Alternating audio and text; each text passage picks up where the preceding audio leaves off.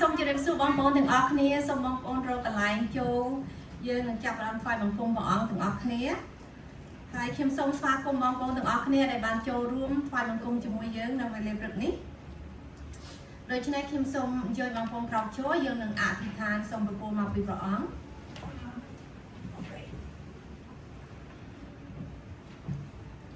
អរព្រះបិតាព្រះរាជបុត្រានិងព្រះវិញ្ញាណបរិសុទ្ធអរព្រះអង្គហើយគុណសូមអរព្រះគុណព្រះអង្គដែលព្រះអង្គបានប្រទានឯកសិទ្ធិឲ្យកូនបានឈរនៅចំពោះព្រះអង្គនៅវេលាថ្ងៃថ្មី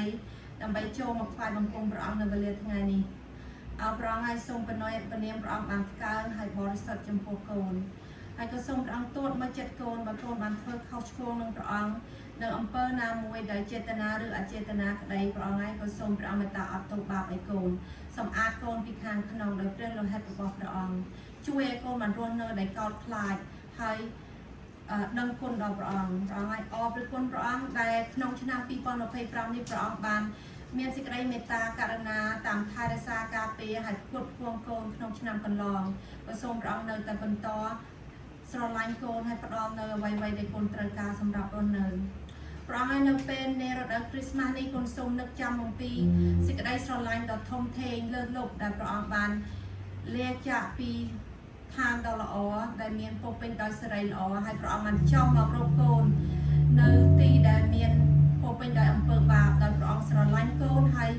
ចង់សង្គ្រោះកូនហើយព្រះអង្គបានឲ្យកូនបានស្គាល់ថាព្រះអង្គគឺជាព្រះដ៏ជាម្ចាស់ហើយជាព្រះដ៏ជាព្រះសេចក្តីសង្គ្រោះនាំសេចក្តីសង្គ្រោះដល់កូនអរព្រះអង្គហើយក៏សូមព្រះអង្គមេត្តាជួយឲ្យកូនបានផ្ចំចិត្តលើព្រះអង្គដែលជាអំណោយទានដែលមកពីព្រះសម្រាប់ជីវិតកូនរាល់គ្នា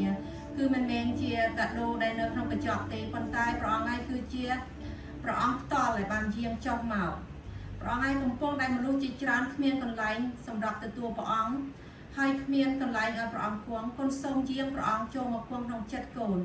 សូមព្រះអង្គមេត្តាជួយឲ្យកូនបើកចិត្តមានកន្លែងពិសេសសម្រាប់ទទួលព្រះអង្គហើយក៏សូមព្រះអង្គមេត្តាជួយឲ្យកូនបានទទួលសេចក្តីស្រឡាញ់សេចក្តីសង្គ្រោះដែលមកពីព្រះអង្គព្រះអង្គក៏នឹកចាំពីបងប្អូនកូនជាច្រើនដែលមិនបានចូលរួមថ្វាយបង្គំដោយមានធុរៈផ្សេងព្រះអង្គហើយខ្លះក៏ធ្វើដំណើរទៅដើរលេងខ្លះក៏មានជំងឺក៏សូមព្រះអង្គមេត្តាតាមថែរក្សាពួកគាត់ទាំងអស់គ្នាបានសេចក្តីសុខសាន្តគ្រប់ទាំងច្រកចេញចូលរបស់គេសូមព្រះអង្គនៅតែរំលឹកពួកគាត់អំពីសេចក្តីស្រឡាញ់សេចក្តីមេត្តាករុណារបស់ព្រះអង្គដល់ពួកគាត់ព្រះអង្គហើយក៏សូមព្រះវិញ្ញាណរបស់ព្រះអង្គអង្គគង់កណ្ដាលចំណោមកូននៅវេលាព្រឹកនេះដើម្បីឲ្យកូនបានទទួលព្រះវិញ្ញាណរបស់ព្រះអង្គទទួលនៅសេចក្តីពិតនៅព្រះបន្ទូលហើយព្រះអង្គឲ្យជួយឲ្យកូនបានថ្វាយបង្គំព្រះអង្គនៅវេលាព្រឹកនេះដោយចេញពីចិត្តគុណសូមអរព្រះគុណព្រះអង្គគុណសូមថ្វាយគ្រប់ទាំងកិច្ចការទាំងអស់នេះទៅក្នុងព្រះនាមព្រះអង្គម្ចាស់ព្រះយេស៊ូវគ្រីស្ទអាមែនចាអរគុណព្រះអង្គហើយខ្ញុំសូមជួយបងប្អូនគួយចុះនៅវេលាព្រឹកនេះយើងនឹងបន្តនៅបទចម្រៀងបទចម្រៀងទី1ខ្ញុំសូមជូនទៅដល់ក្រុមយុវជនយើងគាត់នឹងចាប់ផ្ដើមនៅបទចម្រៀងចាមុននឹងពួកគាត់ច្រៀងខ្ញុំសូមអានខគម្ពីរជូនបងប្អូនមួយខនៅទំនុកដង្កើង95ចំពោះ95ខ6ចាមកចុះយើងអោនកាយថ្វាយបង្គំទាំងអស់គ្នាចូលយើងលុតចំពោះនៅចំពោះព្រះយេហូវ៉ាជាព្រះដ៏បង្កើតយើងខ្ញុំចានៅបទទី1ក្រុមយុវជនយើងគាត់នឹងច្រៀងនៅបទខ្ញុំសូមថ្វាយបង្គំហើយនឹងខ្ញុំមកដំកើងព្រះអង្គ Here I am to worship I come to adore you ចា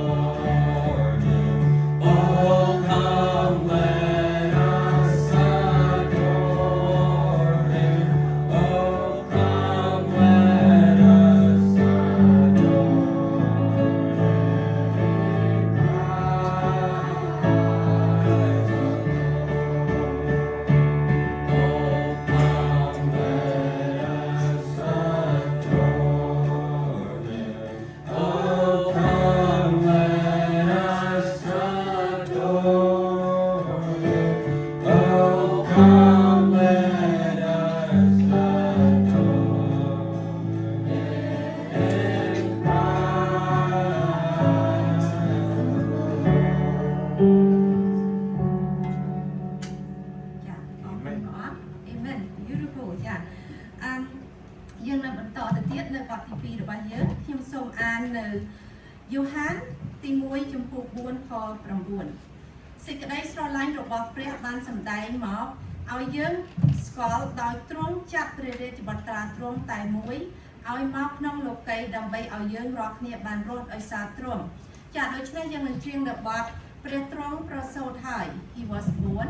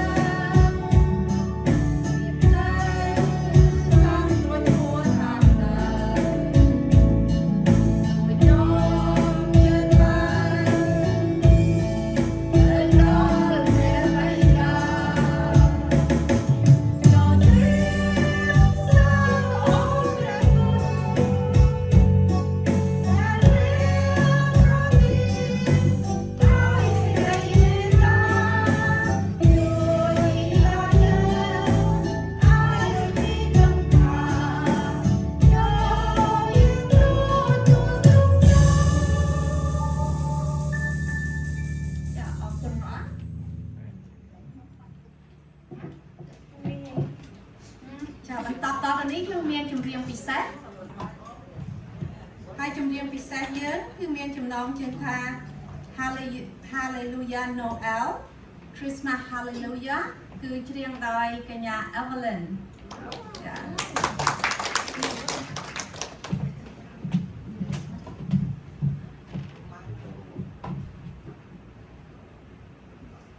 Thank you.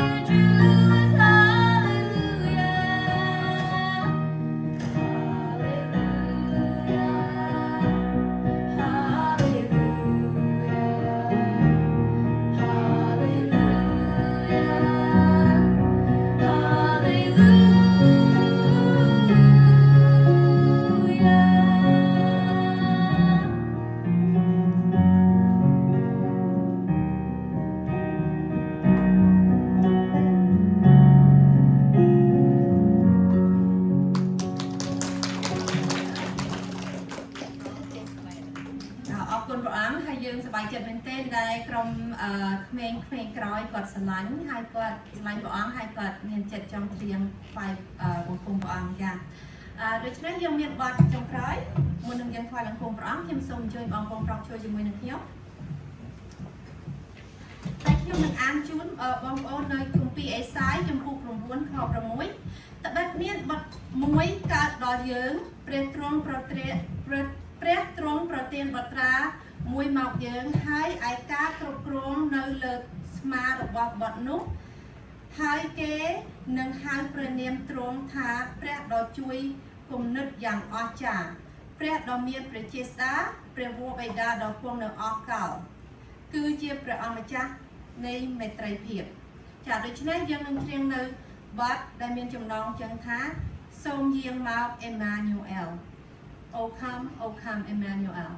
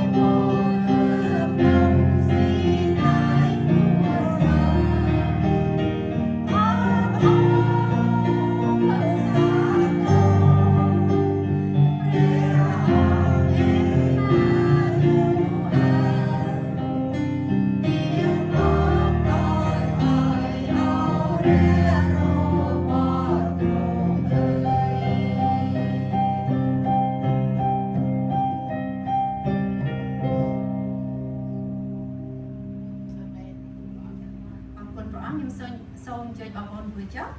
ហើយបន្តទៅនេះយើងនឹងជូនកម្មវិធីទៅលោកគ្រូគង្វាលរបស់យើង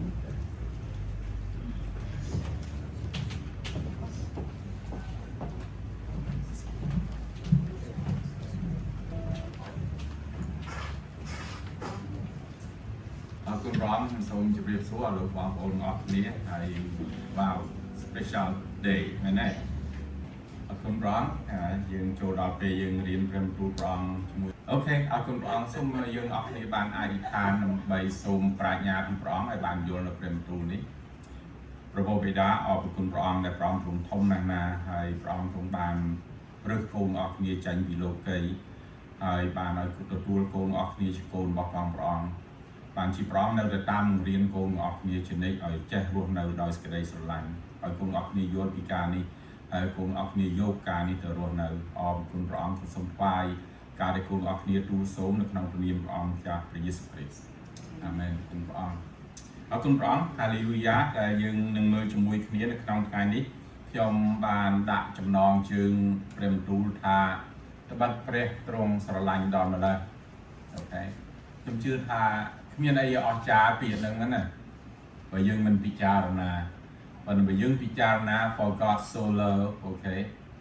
នៃធំអស្ចារ្យហើយឲ្យដឹងថាពាក្យ love ពាក្យសេចក្តីស្រឡាញ់នេះគឺមានតាំងពីអស់កាលរហូតដល់អស់កាល from eternity to eternity ហើយសំខាន់បំផុតបើកុំមានពាក្យនេះមួយយើងអត់មានកើតមកផែននៅក្នុងផែនដីនេះទេអូខេហើយបើកើតមកប្រយ័ត្នតែដូចដង្កូវអញ្ចឹងអូខេអត់បានការទាំងអស់អូខេប៉ុន្តែដោយសារពាក្យនឹងមួយដូច្នេះបានជាខ្ញុំលើកយកមកហើយបើខអំពីនឹងទៀតនៅក្នុងអំពីយ៉ូហាន3ខ16បងប្អូនអ្នកគ្រីស្ទានចាំឲ្យរូអូខេបើអត់ដឹងថាម៉េចទាំងអាមេរិកកាំងកាលណាគេលេងបាល់អីគេលើកកាលណាលេងបាល់តែពួកអ្នកទៅអង្គុយមើលគេលើកខអំពីនឹងអូខេប៉ុន្តែលើកមកអញ្ចឹងអ្នកដែលគេអត់ជឿព្រះអង្គគេអ្នកផ្សេងដូចចាក់ទឹកលើក្បាលទាបានការអីមែនទេពីព្រោះគេអត់យល់បាននៅក្នុងគម្ពីរយ៉ូហានចំពោះ3ខ16បានដាក់ថាត្បិតព្រះទ្រង់ស្រឡាញ់មនុស្សលោកដល់ម្ល៉េះពាក្យថាដល់ម្ល៉េះខ្ញុំកន្លែងនឹងមួយដែលបកប្រែជួនកាលបកប្រែខ្មែរខ្ញុំចង់ដាក់ពាក្យដល់ម្ល៉េះនេះដកមកជាប់នឹងមនុស្សលោកអូខេត្បិតព្រះទ្រង់ស្រឡាញ់មនុស្សលោកដល់ម្ល៉េះអូដល់ប៉ុណ្ណាអស្ចារ្យមែនទេបានជាទ្រង់ប្រទានគាត់ដល់ម្ល៉េះហ្នឹងបើដាក់ជាប់ពាក្យបានជាទ្រង់អានឹងមានន័យផ្សេងទៅវិញអូខេបើពាក្យអង់គ្លេសថា then នេះទៅវិញប៉ុន្តែបើដល់ម្ល៉េះដាក់ជាប់ពាក្យលោកអានឹងប្រែថាស្រឡាញ់អស្ចារ្យអូខេដូច្នេះពីព្រោះហេតុអីពីព្រោះនៅភាសាអង់គ្លេសគេដាក់ថា for God so loved the world I mean for God loved the world so that អូខេដូច្នេះពាក្យកន្លែងហ្នឹងបើគាត់ណាដាក់ដូរតែបន្តិចបន្តួចមានន័យខុសគ្នាទាំងអស់អូខេបានជាអរគុណព្រះអង្គដែលព្រះអង្គដាក់ពាក្យ so ចន្លោះ God and love ដែលព្រះអង្គបើអញ្ចឹងបាទខ្ញុំស្រឡាញ់ពាក្យថាបើបិទព្រះទ្រង់ស្រឡាញ់មនុស្សលោកដល់ម្ល៉េះបានជាទ្រង់ប្រទានបរិយាបត្រាតែមួយដើម្បីឲ្យអស់អ្នកដែលជឿដល់ព្រះរាជបុត្រានោះមិនត្រូវវិនាសឡើយគឺឲ្យមានជីវិតអស់កលជានិច្ចវិញរដូវណូអែលខ្ញុំជឿថាបងប្អូនដឹងទាំងអស់គ្នារាល់ឆ្នាំមែនទេហើយអស្ចារ្យមែនទែនរដូវណូអែលគឺដោយសារកើតឡើងដោយសារការតែមួយទេអូខេនឹងការនឹងជាស្អីទេ ដោយសារព្រះទ្រង់ស្រឡាញ់មនុស្សលោកដល់ឡើយនឹងបានប្រងចាប់ព្រះយេស៊ូវឲ្យចុះមកបើគ្មានសេចក្តីស្រឡាញ់នោះទេប្រងមិនចាប់ព្រះយេស៊ូវចុះមកទេហើយយើងចប់ហើយអូខេវិនិច្ឆ័យទៅក្នុងនរកអស់កាលជានិច្ចដូច្នេះសំខាន់ណាស់ខ្ញុំលើកឲ្យផិតនៅលើពាក្យដែលព្រះអង្គទ្រង់ស្រឡាញ់មនុស្សលោកហើយមិនមែនពេលដែលព្រះអង្គទ្រង់ស្រឡាញ់មនុស្សលោកនោះស្រឡាញ់នៅពេលចាត់ព្រះយេស៊ូវមកពេលណូអែលនោះទេព្រះអង្គស្រឡាញ់តាំងពីអស់កាលមុនមកបានព្រះអង្គបង្កើតទីមេឃហើយដីព្រះអង្គបង្កើតយើងមកហើយសេចក្តីស្រឡាញ់នៅតែបន្តរហូតដល់ព្រះអង្គទ្រង់យាងចុះមកហើយមិនមែនចប់ត្រឹមនឹងទេសេចក្តីស្រឡាញ់នឹងបន្តទៅទៀតរហូតដល់អស់កាលជានិច្ចចាំមើលអូខេតើសេចក្តីស្រឡាញ់សំខាន់ប៉ុណ្ណាប៉ុន្តែនៅពេលនោះឯងម្ដងការដែលធ្វើឲ្យពាក្យដែលថាបំបែកអារម្មណ៍ distraction បំបែកអារម្មណ៍នោះច្រើនណាស់ធ្វើឲ្យយើងអត់យល់ការពិតដូច្នេះបងប្អូនឃើញផ្ទះគេតែងភ្លើងតែងស្អីហើយបើជួបគ្នាថ្ងៃ Christmas គេថា Merry Christmas ប៉ុន្តែគេអត់យល់រឿងដែលគេថាហ្នឹងទេអូខេពីព្រោះម្នាក់មានការដែលបំបែកអារម្មណ៍ស្អីក្នុងលោកជ័យសពគ្រប់ទៅរកភ្លើងទៅរកទិញស្អីសពគ្រប់អត់មានគិតពីអ្វីដែលព្រះយេស៊ូវដែលព្រះអង្គទ្រង់ស្រឡាញ់ហើយព្រះអង្គចាត់ព្រះយេស៊ូវមកហើយជាបងប្អូននៅឥណ្ឌាបងប្អូនធ្លាប់ឃើញប្រាសាទមួយសហើយសធំអូខេគេហៅ Taj Mahal អូខេបើបងប្អូនដឹងរឿងហ្នឹងហើយរឿងនេះមិនមែនប្រវត្តិសាស្ត្រទេប្រវត្តិសាស្ត្រគេអត់ដាក់អីច្រើនប៉ុន្តែរឿងដែលគេនិយាយតគ្នាថាស្ដេចដែលម្ចាស់ប្រាសាទហ្នឹងគាត់មានប្រពន្ធប៉ុន្តែបងប្អូនដឹងប្រពន្ធគាត់ច្រើនប៉ុន្តែប្រពន្ធចុងក្រោយគាត់ស្រឡាញ់មែនទេអូខេមានប្រពន្ធចុងក្រោយហ្នឹងគាត់មានកូនដល់13នោះអូខេដល់ប្រពន្ធមានការដែលសន្យាគ្នាច្រើនអូខេហើយប៉ុន្តែប្រពន្ធដល់ក្រោយមករឿងដែលពេលច្បាំងពេលស្អីចុះឡើងបានស្លាប់ទៅស្ដេចនឹងអំភារផងប្រចៅអភិរាជផងស្រឡាញ់ប្រពន្ធមែនទេដូច្នេះគិតថាធ្វើស្អីមួយដើម្បីរំលឹកពីសេចក្តីស្រឡាញ់ប្រពន្ធគាត់គិតថាទៅសង់ប្រាសាទមួយអស្ចារ្យអូខេប៉ុន្តែដល់ប្រាសាទនោះសង់ចូលប្រហែលច្រើនឆ្នាំតម្រាំរួចពីព្រោះថាសង់ឲ្យល្អប៉ុន្តែពេលដែលកំពុងតែសង់ល្អស្ដេចនឹងរវល់តែនឹងសង់ប្រាសាទពេកយកខ្មោចប្រពន្ធទៅដាក់នឹងកន្លែងបន្ទប់មួយណាចោលមកភ្លេចគិតពីព្រោះរវល់សង់ប្រាសាទល្អអូខេរហូតដល់ដែលការសន្យាចុងក្រោយមានសេចក្តីសន្យាច្រើនជាមួយប្រពន្ធកាលនៅរស់ហើយសេចក្តីសន្យានៅចុងក្រោយថាដល់ពេលស្លាប់ទៅចង់ឲ្យប្តីនឹងបានដាក់ភ្នោនៅចិត្តស្អីសន្ទឹមគ្នាស្អីសពគ្រប់ប៉ុន្តែដោយសាររវល់នឹងច្បាំងរវល់នឹងសង់ស្អីទុកហើយចុងក្រោយកូនរបស់ផងខ្លួនឯងទម្លាក់ស្ដេចនឹងហើយចាប់ដាក់គុកក្រោយវ៉ាវដូច្នេះដែលខ្ញុំលើកយករឿងកន្លែងនេះខ្ញុំលើកយករឿងថាស្រឡាញ់អស្ចារ្យប៉ុន្តែការដែលបំបែកអារម្មណ៍ដោយសារការដែលចង់សង់ស្អីល្អមែនទេនឹងធ្វើឲ្យភ្លេចនៅសេចក្តីស្រឡាញ់ដែលខ្លួនសន្យាកន្លែងនេះឯងដែលពេលណូអែលក៏ដូចគ្នាដែររបស់សំខាន់ពេលណូអែលគឺស្ថិតនៅលើព្រះទ្រង់ចុះមកសង្គ្រោះមនុស្សលោកដោយសារតែព្រះអង្គទ្រង់ស្រឡាញ់ប៉ុន្តែអ្វីបំបែកអារម្មណ៍គេសពគ្រប់អូ gift exchange ដូរ gift គ្នាអូស្អីសពគ្រប់ភ្លើងស្អីសពគ្រប់បាទកន្លែងនេះឯងធ្វើឲ្យបាត់ការដែលព្រះអង្គសពថាទៅឲ្យយើងអស់គ្នាឲ្យចាំហើយយើងអស់គ្នាដឹងមនុស្សដឹងឆាប់ភ្លេចហ៎ដូច្នេះភ្លេចអំពីការដែលព្រះអង្គទ្រង់ស្រឡាញ់យើងអស់គ្នាដូច្នេះនៅថ្ងៃនេះខ្ញុំចង់ឲ្យបងប្អូនដឹងដែលព្រះអង្គចង់ឲ្យយើងអស់គ្នាដឹងនៅពេល Christmas ឲ្យដឹងអំពីសេចក្តីស្រឡាញ់របស់ព្រះព្រះខ្ញុំលើកយកមកពីព្រោះច្រើនដងណាស់ដែលនៅពេល Christmas បងប្អូនរៀនខ្ញុំក៏អធិប្បាយពីរឿងអូព្រះចុះមកនៅ Bethlehem អូខេហោរាមកពីទិសខាងកើតស្អីប៉ុន្តែថ្ងៃនេះខ្ញុំគ្រាន់តែលើកថារបស់ទាំងអស់នោះជារឿងកំពេចកំបោកទេពាក្យថា just a detail of what it happened ប៉ុន្តែស្អីដែលសំខាន់ជា snow ជាក្លឹមគឺស្ថិតនៅលើពាក្យដែលព្រះអង្គទ្រង់ស្រឡាញ់នេះឯងដូច្នេះបានយើងមើលជាមួយគ្នាក្មេងៗគេលើកពាក្យក្មេងៗយុវជន like that ហើយគេនិយាយចេះពីរឿងសេចក្តីស្រឡាញ់សួរពីសេចក្តីស្រឡាញ់ខ្ញុំលើកយកពាក្យខ្លះៗគេថាសេចក្តីស្រឡាញ់ដូចទឹកកកធ្លាក់មកច្រល់ធ្លាក់មកពីលើភ្នំគឺត្រូវរត់រកឲ្យរួចទៅជីវិតអូខេតែខ្លះអញ្ចឹងគឺថាសេចក្តីស្រឡាញ់តែមានហើយវ៉ាវទៅរត់ចេញរកយកឲ្យជីវិតពីព្រោះជួនកាលបំផ្លាញជីវិតហើយអ្នកខ្លះទៀតថាខ្ញុំក៏នៅចូលថ្នាក់ទី12ហើយប៉ុន្តែគេថាកាលខ្ញុំចូលថ្នាក់ទី12ខ្ញុំគិតថាខ្ញុំនឹងរកប្រព័ន្ធមួយអូខេវិញខ្លះគិតថាពីព្រោះគេចាប់ថ្នាក់ទី12ហើយអ្នកខ្លះទៀតគេថាខ្ញុំចង់រកសេចក្តីស្រឡាញ់ដែររកសង្សារដែរប៉ុន្តែអាថ្នាក់ទី6ទី7នេះវាពិបាកណាស់អូខេរកពេលទៅរកសង្សារមិនបានអូខេហើយមួយទៀតគេថាខ្ញុំឈឺក្បាលណានឹងសេចក្តីស្រឡាញ់នឹងពីព្រោះវាចេះតែនាំឲ្យខ្ញុំមានបញ្ហាអូខេ girl boy អូខេ always trouble អូខេកន្លែងហ្នឹងហើយអ្នកខ្លះទៀតគេថាកុំឲ្យខ្វល់ពីរឿងហ្នឹងពីព្រោះអារបស់ហ្នឹងវាគង់រោយើងឃើញទេអូខេប្រំតែរត់ទៅអូខេពីព្រោះអ្នកបយខ្លះគេថាខ្ញុំខំពួនណាស់ប៉ុន្តែ girl ចេះតែរកខ្ញុំឃើញអូខេបាទហើយអ្នកខ្លះទៀតថាសេចក្តីស្រឡាញ់សូមកុំឲ្យនិយាយអំពីសេចក្តីស្រឡាញ់ពីព្រោះបើកាលណានិយាយគឺត្រូវឲ្យពិតប្រាកដអូខេពីព្រោះភាគច្រើនយើងពិតប្រាកដបើយើងពិតប្រាកដត្រូវតែនិយាយឲ្យច្រើនអូខេពីព្រោះសេចក្តីស្រឡាញ់ដាក់ថាម៉េចដាក់ថាត្រូវឲ្យពិតប្រាកដហើយបើពិតប្រាកដហើយត្រូវនិយាយអំពីស្រឡាញ់ឲ្យច្រើនខ្ញុំស្រឡាញ់ពាក្យមួយដែលថា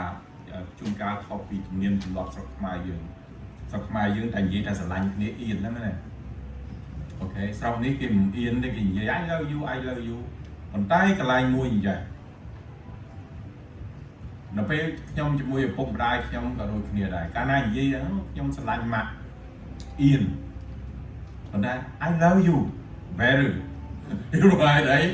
ពីព្រោះគេនិយាយគ្រប់គ្នាអូខេ wow that's what you are wrong you feel like that អូខេពីព្រោះយើងអត់ធ្លាប់ពីព្រោះដោយសារការដែលទម្លាប់យើងមិនធ្លាប់ដូច្នេះកន្លែងនេះពីព្រោះបើសេចក្តីស្រឡាញ់កាលណាបើយើងស្រឡាញ់ត្រូវឲ្យពិតប្រាកដនេះដែលព្រះអង្គចង់រំលឹកយើងនៅក្នុងខនេះដូច្នេះទី1ស្ថិតនៅលើពាក្យបើព្រះទ្រង់ស្រឡាញ់យើងអូខេអរគុណព្រះអង្គដោយសារតែសេចក្តីស្រឡាញ់របស់ព្រះអង្គបានជាយើងមកអង្គុយនៅទីនេះបើមិនដូច្នោះទេយើងរសាត់មិនដែលទាត់ខ្យល់ដូចគេដូចឯងនៅខាងក្រៅអូខេតាមសារនេះអូខេដូច្នេះបានជាកន្លែងនេះដែលសំខាន់បំផុតអរគុណព្រះអង្គហើយសេចក្តីស្រឡាញ់នេះខ្ញុំរស់នៅ70ផ្លាយឆ្នាំហើយនៅតែ struggle នៅតែវ៉ាវយើងយល់អត់អស់អំពីស្អីដែលហៅសេចក្តីស្រឡាញ់បានព្រះអង្គទ្រង់មានព្រះបន្ទូលឲ្យយើងអស់គ្នាដឹងថាព្រះអង្គទ្រង់ស្រឡាញ់យើងទាំងអស់គ្នាហើយព្រះអង្គបើកសម្ដែងឲ្យយើងដឹងទាំងអស់គ្នាបានជានៅក្នុងគម្ពីរយ៉ូហានពុ3ខ16នេះព្រះអង្គដាក់ពាក្យកន្លែងហ្នឹងប៉ុន្តែដូចខ្ញុំឧស្សាហ៍លើកហើយពេលកាលណាយើងមើលខហ្នឹងយើងអត់សូវសង្កត់ពាក្យទៅលើព្រះអង្គទ្រង់ស្រឡាញ់មនុស្សលោកទេយើងសង្កត់ពាក្យទៅលើព្រះយេស៊ូវយាងចុះមកអូខេប៉ុន្តែព្រះយេស៊ូវទ្រង់យាងចុះមកគឺដោយសារសេចក្តីស្រឡាញ់នោះហើយអញ្ចឹងបានពាក្យថានៅក្នុងខគម្ពីរថាព្រះទ្រង់ជាសេចក្តីស្រឡាញ់គឺសេចក្តីស្រឡាញ់នឹងសំខាន់អស្ចារ្យមែនទែនបាទដូច្នេះសេចក្តីស្រឡាញ់បានចាប់ដើមតាំងតែពីមុនដំបូងមកជាមួយនឹងព្រះហើយបានបន្តរហូតដល់ព្រះអង្គទ្រង់បានយាងចុះមកហើយព្រះយេស៊ូវបានយាងចុះមកព្រះអង្គបង្រៀនអំពីសេចក្តីស្រឡាញ់ព្រះអង្គបង្គាប់ថាឲ្យស្រឡាញ់ព្រះឲ្យអស់ពីចិត្តអស់ពីគំនិតអស់ពីកម្លាំងអស់ពីព្រលឹងហើយមិនចប់កន្លែងហ្នឹងទេត្រូវស្រឡាញ់អ្នកដទៃអូខេទៀតនឹងជាសេចក្តីស្រឡាញ់ដែលព្រះអង្គមានតាំងពីអស់កាលមកហើយព្រះអង្គបង្គាប់ឲ្យយើងដែលជាកូនរបស់ព្រះអង្គធ្វើដូច្នោះពីព្រោះព្រះអង្គស្រឡាញ់គ្នានៅក្នុងខយ៉ូហាននៅក្នុងគម្ពីរយ៉ូហានពុ3ខ35នេះដែលខ្ញុំថាសេចក្តីស្រឡាញ់ចាប់ដើមតាំងពីអស់កាលមកគឺព្រះទ្រង់មានសេចក្តីស្រឡាញ់មុនដំបូងបំផុតបានព្រះអង្គបង្កើតអ្វីៗសម្រាប់ស្រឡាញ់នៅក្នុងគម្ពីរយ៉ូហានពុ3ខ35បានដាក់ថា ai provo bay đà trung sờ lạnh prari cho bọt trà hai ban được còn cướp từng ọ màu khăn provo trung pro côn bay từng ọ màu khăn presu đượcใช้ ban presu nhưng hao thà prakri គឺព្រះដែលទទួលអ្វីទាំងអស់ពីព្រះវេដានៅចុងក្រោយបំផុតប្រងគ្រប់គ្រងលើអ្វីទាំងអស់នឹងដែលសំខាន់បំផុតគឺដោយសារស្អីដោយសារព្រះវេដាទ្រង់ស្រឡាញ់បរិយបុត្រាកន្លែងនេះខ្ញុំលើកមួយទៀតខ្ញុំដឹងថាឪពុកម្ដាយខ្ញុំស្រឡាញ់ខ្ញុំឪពុកក៏ស្រឡាញ់ខ្ញុំម្ដាយក៏ស្រឡាញ់ខ្ញុំប៉ុន្តែខ្ញុំគិតត្រឡប់ទៅវិញខ្ញុំប្រហែលជារកមិនឃើញពេលណាដែលឪពុកខ្ញុំនិយាយថាអូខ្ញុំស្រឡាញ់ឯងហើយជាបងប្អូនមានអារម្មណ៍ដូចគ្នាមែនទេមិនដែលឪថាស្រឡាញ់កូនអូខេខ្ញុំដឹងថាគាត់ស្រឡាញ់ប៉ុន្តែមិនដែលនិយាយចេញអូខេដោយសារស្អីខ្ញុំមិនដឹងថាដោយសារជំនាញទម្លាប់ដោយសារស្អីច្បាប់ក្រុមងុយអីថាឯងត្រូវតែគោរពអញត្រូវតែស្អីអូខេដល់ចឹងទៅអត់ហ៊ានប្រាប់ថាស្រឡាញ់ទេព្រោះ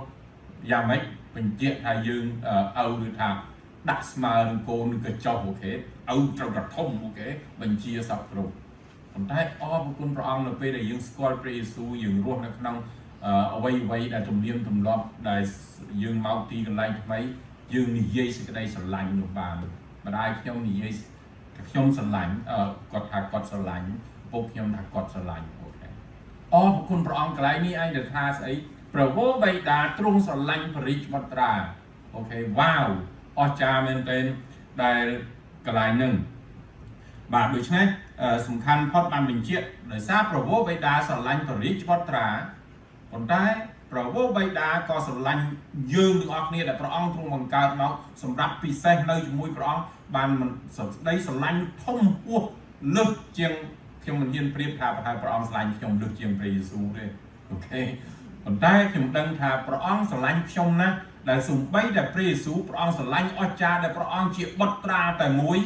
ព្រះអង្គបានចាត់ព្រះរាជបុត្រាឲ្យចុះមកផែនដីហើយសគត់នៅលើឈើឆ្កាងទៅទៀតខ្ញុំជឿថាបងប្អូនដែលនៅអាមេរិករត់រួចមកហើយមែនទេ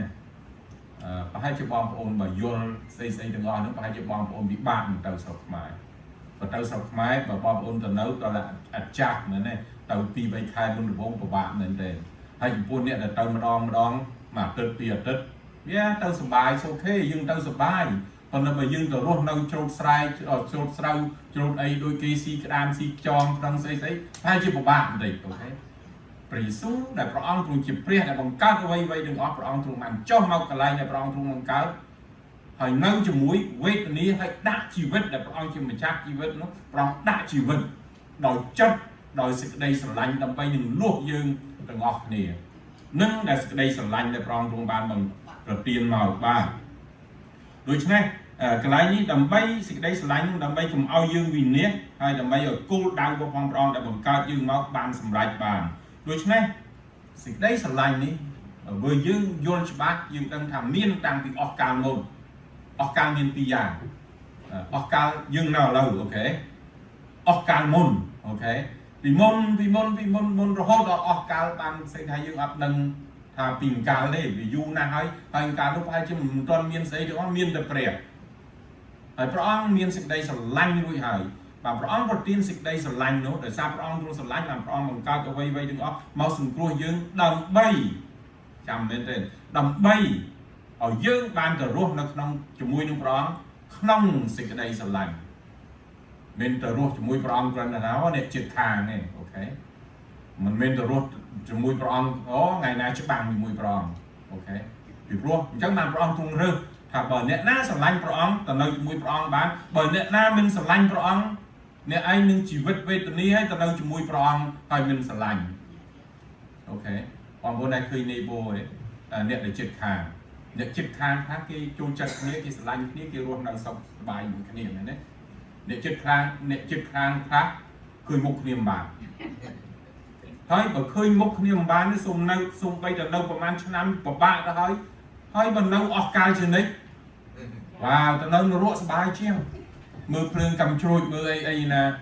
អូខេ barbecue គេ barbecue ខ្លួនឯងអូខេ អាំងខ្លួនឯងស្អីស្អីសពគ្រប់ហើយជាបែរឬជាងទៅនៅជាមួយព្រះអង្គដែលអត់ចូលចិត្តព្រះអង្គបានដូច្នេះឯងកន្លែងនេះឯងដែលសំខាន់បំផុតដែលសេចក្តីស្រឡាញ់ដែលព្រះអង្គចង់ឲ្យយើងបានទៅនៅជាមួយព្រះអង្គហើយព្រះអង្គចង់ឲ្យយើងបាននាំទៅរហូតអស់កលជនិតដូច្នេះឯងបងប្អូនដឹងការពីដែលសំខាន់សម្រាប់យើងឯងដោយសារសេចក្តីស្រឡាញ់ព្រះចុះមករកយើងបានព្រះអង្គប្រាប់ថាបើឯងចង់មកឲ្យអញគឺដោយសារជំនឿអូខេ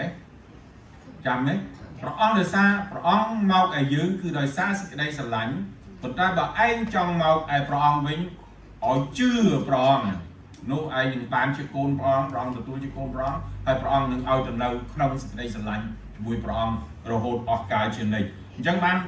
ថ្ងៃនេះខ្ញុំលើកយកអំពីសេចក្តីស្រឡាញ់ក្នុងគម្ពីរកូរិនថូសទី1ចំពោះ13ខ4ដល់ខ13ខ្ញុំក៏នឹងអានជូនខ្ញុំមិនអធិប្បាយឆ្ងាយទេប៉ុន្តែក៏នឹងឲ្យយល់ពាក្យទាំងអស់នោះដែលព្រះអង្គស្រឡាញ់យើងព្រះអង្គមានការទាំងអស់នេះហើយព្រះអង្គចង់ឲ្យយើងយល់ការទាំងអស់នេះសម្រាប់រស់នៅជាមួយនឹងព្រះអង្គហើយគម្ពីរកូរិនថូសទី1ចំពោះ13ខ4ដល់ខ13ហើយសេចក្តីស្រឡាញ់តែងតែអត់ធ្មត់ហើយសប្បុរសសេចក្តីស្រឡាញ់មិនចេះឈ្នានេះអូខេមិនចេះអួតខ្លួន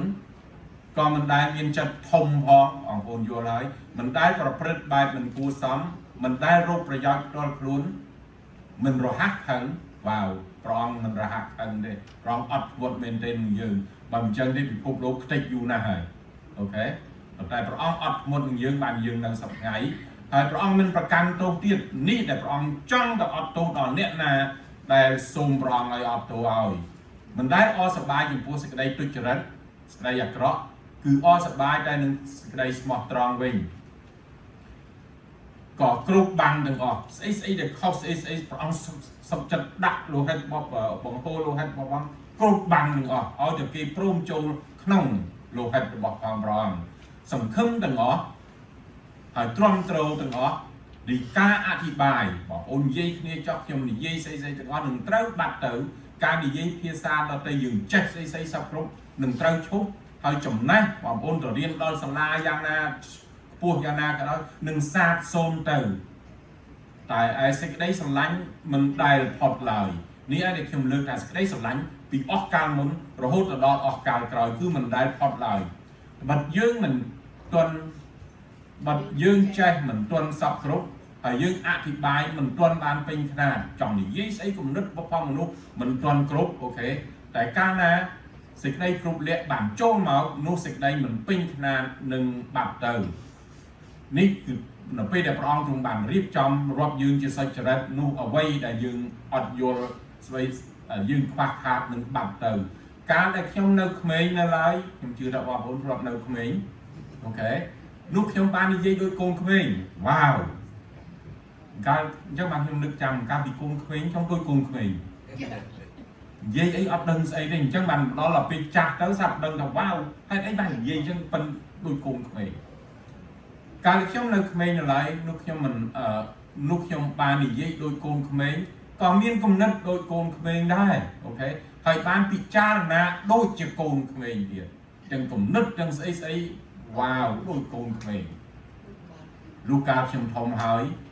លោកខ្ញុំបានលះចោលការកូនក្មេងចេញទៅខ្ញុំដឹងថាមានចាស់ខ្លះអត់ព្រមលះច្បងចោលការកូនក្មេងហ្នឹងណាដឹងថារបស់ហ្នឹងវាខូចឥតប្រយោជន៍នៅខំទៅធ្វើមែនណាទាំងគេទាំងយើងហ្នឹងណាវ៉ាវខ12បាត់ឥឡូវនេះដោយសារយើងចាស់ហើយយើងមិនដូចកូនក្មេងទៀតទេបាត់ឥឡូវនេះយើងមើលឃើញបែបស្រអាប់ដូចជានៅដោយសារកញ្ចក់ដូចជាដោយសារកញ្ចក់តែនៅវេលានោះនេះដែលសំខាន់បំផុតឥឡូវយើងមើលស្អីមិនទាន់ច្បាស់ទេសូម្បីយើងនៅក្នុងព្រះអង្គក៏ដោយយើងប្រើសេចក្តីសង្ឃឹមយើងប្រើជំនឿប៉ុន្តែនៅពេលដែលឃើញមុខទល់មុខឥឡូវនេះខ្ញុំស្គាល់មិនទាន់អស់តែនៅវេលានោះខ្ញុំនឹងស្គាល់វិញដូចជាព្រះទ្រង់ស្គាល់ខ្ញុំដែរខ13ឥឡូវនេះនៅមានសេចក្តីជំនឿសេចក្តីសង្ឃឹមសេចក្តីស្រឡាញ់ទាំង3មុខនេះតែឯសេចក្តីដែលពិសេសជាងគេគឺជាសេចក្តីស្រឡាញ់ នេះឯងដែលសេចក្តីស្រឡាញ់នៅរហូតតាំងពីអស់កាលទៅអស់កាលហើយដោយសារតែណូអែលគឺជាលទ្ធផលនៃការដែលព្រះអង្គទ្រង់ស្រឡាញ់ដល់យើងនឹងអស់គ្នាដូច្នេះសេចក្តីស្រឡាញ់គឺស្អីបាទ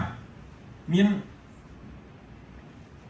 នៅសហរដ្ឋអាមេរិកកាលពីប្រហែលឆ្នាំមុនមានព្រះវិហារមួយត្រូវបានភ្លើងឆេះដល់ភ្លើងឆេះទៅស្អីអស់ទៅត្រូវការជំនួយស្រាប់តែអ្នកជំនួយនឹងមកពីគ្រប់ពហិហើយមិនត្រឹមតែមកពីគ្រប់ពហិមកពីអ្នកដែលមិនជឿទៀតគេយកមកជួយបានមានលោកអ្នកខ្សែម្នាក់គេបានសរសេរថាដូចនេះគេសរសេរថានេះឯងគាត់និយាយគាត់អត់ជឿព្រះអង្គដែរគាត់ថាគាត់មិនដឹងយល់អំពី Christianity ស្អីភាពជា Christian ស្អីទេប៉ុន្តែគាត់ដឹងថាអញ្ចឹងគាត់ថាស្អីដែលខ្ញុំឃើញថ្ងៃនេះគឺខ្ញុំឃើញថាពួកនឹងគេបានបូជាអ្វីដែលគេដែលជីវិតផងគេដោយសារសម្រាប់សេចក្តីអាណិតមេត្តាករុណាធ្វើឲ្យអ្នកដែលក្រៅគេបានបង្ហាញសេចក្តីស្រឡាញ់ត្រឡប់មកវិញ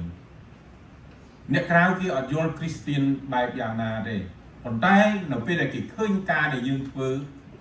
នោះដែលគេឃើញតែប្លែកខុសពីធម្មតាពេលបងប្អូនខ្មែរយើងជន់ភាសឹកបានភាសឹកមកខ្ញុំឃើញអ្នកដែលគេដឹកអីវ៉ាន់ដឹកអីអូគេដឹកទៅច្រើនជួយខ្ញុំមិនដឹងថាគេដឹកដើម្បីស្អីទេប៉ុន្តែជាការដែលគេធ្វើប៉ុន្តែនៅក្នុងនោះមានក្រុមអ្នកគ្រីស្ទៀនអូខេមានតាំងពីសិង្ហបុរីតាំងពីស្អីគេដឹកទៅដែរអូខេនេះដែលខុសពីអ្វីទាំងអស់បងប្អូនដែលឃើញក្រុមសាសនាណាគេដឹកទេអត់ទេមានតែអ្នកគ្រីស្ទៀនកន្លែងណាដែលមានការដែលលំបាកវេទនាតាំងពីខ្ញុំនៅជំរំគឺមានពួកអ្នកគ្រីស្ទៀនទៅដល់កន្លែងនឹងឯងដែលគេមិនយល់ថាគ្រីស្ទៀនជាស្អីយ៉ាងម៉េចទេប៉ុន្តែគេឃើញការនោះឯងតែខុសប្លែកពីអ្វីទាំងអស់បាទនេះឯងដែលគេអាចស្គាល់គ្រីស្ទៀនបានជាសិស្សរបស់ផងព្រះបានដោយសារសេចក្តីស្រឡាញ់បើមិនមានសេចក្តីស្រឡាញ់ទេអ្វីដែលគេធ្វើនោះគឺគ្រាន់តែជាសំឡេងបងប្អូនច្រៀងសរសើរនឹងកើងព្រះអង្គបើគ្មានសេចក្តីស្រឡាញ់ទេអ្វីគាត់នេះគាត់ដូចជាគោះប៉ោតទៅទេអញ្ចឹងអូខេបាទកន្លែងមួយទៀតនឹងការអឺតខ្វេកនឹងការអង្គើផែនដីនៅប្រទេសហេទីបងប្អូនដឹងប្រទេសហេទីអឺតខ្វេកច្រើនអូខេស្រាប់តែ5ថ្ងៃគឺផ្ទះនឹងបានបាក់បែកកូនស្រីរបស់គាត់បាននៅក្នុងកន្លែងដែលបាក់បែកហ្នឹងហើយឪពុកកាយ5ថ្ងៃអ្នកទៀតគេថាអូអស់ផ្លូវឲ្យ5ថ្ងៃហើយមិនរស់ទេឪពុកនៅតែកាយរហូតដល់បានកូនស្រីនៅរស់បានឪពុកនឹងប្រាប់កូនស្រីថា you see I told you that I will come for you ឪពុកម្ដាយគឺទោះជាដល់កូនបែបថ្នាក់ណាក៏ដោយគេនឹងខំរហូតទៅរកជួយសង្គ្រោះកូនជានិច្ចអូខេដែលយើងបងប្អូនឃើញពលកម្មច្រើនពិបាកវេទនាចំណាយស្អីសពគ្រប់គឺសម្រាប់កូនបងប្អូនមិនដែលគិតផ្សេងទៀតគឺដោយសារសេចក្តីស្រឡាញ់បាទដូច្នេះបានជាកន្លែងនេះឯងសេចក្តីស្រឡាញ់គឺជាភាពដ៏អស្ចារ្យនៅតាំងពីអស្ចារ្យដល់អស្ចារ្យហើយណូអែលគឺស្ថិតនៅក្នុងសេចក្តីស្រឡាញ់អ្វីដែលយើងបំបែកអារម្មណ៍អ្វីដែលនៅក្នុងលោកីអ្វីដែលយើងគិតពាក្យទាំងប្រមាណព្រះមានព្រះបន្ទូលថាសេចក្តីចំណែងឈ្នានីសក្តីសពស្អីសពគ្រប់អូខេសេចក្តីស្រឡាញ់មិនមែនជារបស់នោះទេគឺរបស់ដែលស៊ូអត់មុតសង្ឃឹមជានិច្ចទោះជាឥឡូវមិនបានការក៏សង្ឃឹមទៅមុខថានឹងបានល្អនឹងបានសេចក្តីស្រឡាញ់កាន់តែប្រសើរឡើងដូច្នេះសេចក្តីស្រឡាញ់គឺជារបស់ដែលអ្នកគ្រីស្ទៀនត្រូវ carry ត្រូវនាំយកទៅជាមួយទៅ eternity ទៅភាពអស្ចារ្យជាមួយនឹងព្រះមិនមែនគាត់តែយើងមានសប្ថ្ងៃនោះទេហើយយើងខំយល់អំពីសេចក្តីស្រឡាញ់របស់អង្គព្រះហើយយើងនឹងធ្វើទៅហើយយើងនាំសេចក្តីស្រឡាញ់នៅក្នុងចិត្តទៅរហូតដល់ជាអស្ចារ្យជានិច្ចនឹងដែលព្រះអង្គមានបំណងតាំងតែពីមុនមកហើយព្រះអង្គបញ្ជាក់នៅក្នុងពេលណូអែលនេះដូច្នេះព្រះអង្គទ្រង់ស្រឡាញ់មនុស្សលោកព្រះអង្គស្រឡាញ់យើងទាំងអស់គ្នា ប្រងបានបង្ហូរសេចក្តីស្រឡាញ់ដល់យើងទាំងអស់គ្នាព្រះអង្គទ្រង់បានបង្ហាញនៅគោលដៅក្នុងដើម្បីនឹងឆ្លាក់យើងឲ្យទៅជាលទ្ធផលនៃសេចក្តីស្រឡាញ់របស់ផងព្រះអង្គដូច្នេះកន្លែងនេះឯងដែលសំខាន់បំផុតពាក្យដែលថានៅពេលដែលព្រះអង្គទ្រង់យាងចុះមកយើងបានច្រៀងបទបំបញ្ញមិញបទ Emmanuel ប្រែថាព្រះដែលដឹងស្ថានសួគ៌ដែលគង់នៅអស្ចារ្យបង្កើតអ្វីទាំងអស់ព្រះអង្គមកនៅជាមួយយើងក្នុងចំណោមយើងហើយមិនត្រឹមតែប៉ុណ្ណោះព្រះអង្គនៅក្នុងយើងនឹងដែលអស្ចារ្យមែនទែននឹងដែលជាការអស្ចារ្យដែលកើតឡើងនៅក្នុងពេលណូអែលដូច្នេះកន្លែងនេះមានតែសូមឲ្យព្រះអង្គនៅតែបន្តបង្រៀនយើងទាំងអស់គ្នាឲ្យស្គាល់សេចក្តីស្រឡាញ់ឲ្យច្បាស់ឲ្យនាំយកសេចក្តីស្រឡាញ់ទៅជាមួយជានិច្ចរាល់ថ្ងៃបើកចំហចិត្តដើម្បីទទួលសេចក្តីស្រឡាញ់ពីព្រះអង្គចាស់ហើយយើងអាចឋានជាមួយគ្នាព្រះបិតាដ៏អស្ចារ្យអរគុណព្រះអង្គដោយសារព្រះអង្គបានបើកសម្ដែងអំពីសេចក្តីស្រឡាញ់ដ៏ធំបំផុតហើយបញ្យល់កូនអស់គ្នាអំពីសេចក្តីស្រឡាញ់ដោយព្រះអង្គទ្រង់បានបញ្យល់កូនអស់គ្នាអំពីជំនឿព្រះអង្គទ្រង់ស្រឡាញ់កូនអស់គ្នាអស្ចារ្យហើយព្រះអង្គបានរើសកូនអស់គ្នាចេញពីលោកីដោយសារព្រះអង្គទ្រង់យាងចង់មកសុគតនៅលើឈើឆ្កាងហើយរាប់កូនអស់គ្នាថាជាកូនរបស់ផងព្រះអង្គហើយមិនត្រឹមតែប៉ុណ្ណោះនឹងនាំកូនទាំងអស់គ្នាយាងដើរជាមួយនឹងព្រះអង្គរហូតទៅដល់អកាលជានិច្ចហើយនឹងរស់នៅពេញតែសេចក្តីស្រឡាញ់គ្រប់លក្ខដ៏អស្ចារ្យមានអ្វីល្អជាងនេះហើយគ្មានអ្វីធំជាងនេះហើយគ្មានអ្វីសំខាន់ជាងនេះនៅក្នុងជីវិតរបស់កូនអស់គ្នាពីព្រោះអ្វីផ្សេងទៀតនោះគ្រាន់តែជាគ្រឿងកំពេចកំប៉ុកចិត្ត detail ព្រមចាស់ហើយប៉ុន្តែអរគុណព្រះអង្គដែលព្រះអង្គទ្រង់បានប្រទានដល់កូនអស់គ្នាយល់ច្បាស់អំពីជីវិតហើយឲ្យកូនអស់គ្នាបានរស់នៅក្នុងសេចក្តីស្រឡាញ់នេះជាពិសេសនៅពេលណូអែលឲ្យកូនអស់គ្នានឹកឃើញការទាំងអស់ជានិច្ចហើយអរគុណព្រះអង្គអរគុណព្រះអង្គក៏សូមថ្វាយការដែលកូនអស់គ្នាទូលសូមក្នុងព្រះនាមព្រះអង្គចាស់ព្រះយេស៊ូវគ្រីស្ទអាមែនគុណព្រះអង្គអរគុណព្រះអង្គសូមអញ្ជើញលោកគ្រូពង្រៀលសវណ្ណាឡើងមកហើយការយុវជនគេមានបទចុងក្រោយអូខេ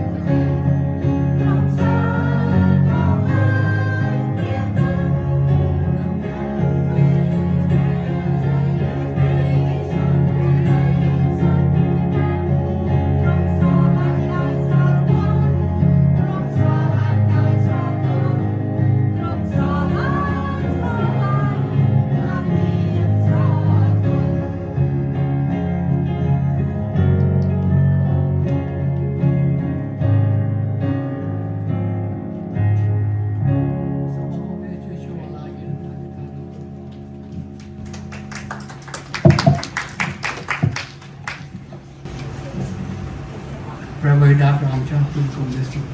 platform from power to conference of the and through the break for that to the channel and with the code to go and got cost code and go about the temple as by that to the chung bao downtown to set and to go